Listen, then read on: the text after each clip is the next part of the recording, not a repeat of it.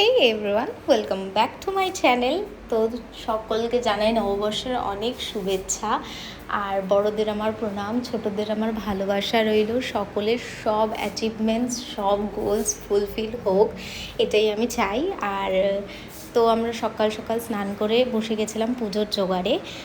পুজোর জোগাড় এবারে অ্যাকচুয়ালি পুজোটা আমাদের বাড়িতেই হয়েছিল। প্রত্যেকবার আমাদের শপে হয় পুজোটা, বাট এবারে সত্যি শপে নিয়ে যাওয়া পসিবল না, বিকজ এত জিনিসপত্র নিয়ে যেতে হয়, আবার নিয়ে আসতে হয়। এই গরমে আমাদের তিনজনের প্রচণ্ড কষ্ট হয়ে যায়। এবার বোনও নেই বাড়িতে, তো তিনজনের পক্ষে তো পসিবলই ছিল না। তার জন্য আমরা এবার বাড়িতেই পুজোটা করেছিলাম। আর মা একটু প্যানিক করছিল যে 8:30টার মধ্যে কমপ্লিট হবে কি না, কিন্তু 8:30টার মধ্যে ভালোভাবে কমপ্লিট হয়ে গেছে। জেঠুও টাইমলি চলে এসেছিলো, আর পুজোটা খুব ভালোভাবে হয়ে গেছে।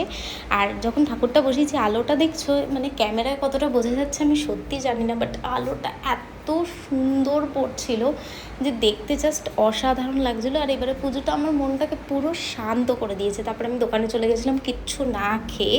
অন্য দোকান থেকে ফল দিচ্ছিলো, বাট আমার খেতে সাহস লাগে, সামনে থেকে একদম ক্লোজ আপ শট নিয়ে নিয়েছি যাতে তোমরা ঠাকুরটাকে খুব ভালো করে দেখতে পারো। তারপরে আমি ব্রেকফাস্ট করে বেরিয়ে পড়েছিলাম, কিছু কাজ ছিল আমার, আর মিয়মোরের সামনে থেকে আসবো, আর কেক নেবো না, এটা তো আমি পারবোই না। তারপরে আমি লাঞ্চ করে এই কাক ফাটা রোদ্দুরে আবার বেরিয়ে পড়েছিলাম দোকানের জন্য। সারাদিনটা তো আমার দোকানেই কেটে গেল, কোথাও যেতে পারলাম না। তারপরে একটু কলকা প্র্যাকটিস করে মন্দির দর্শন করে IPL দেখে নিয়েছিলাম রাত।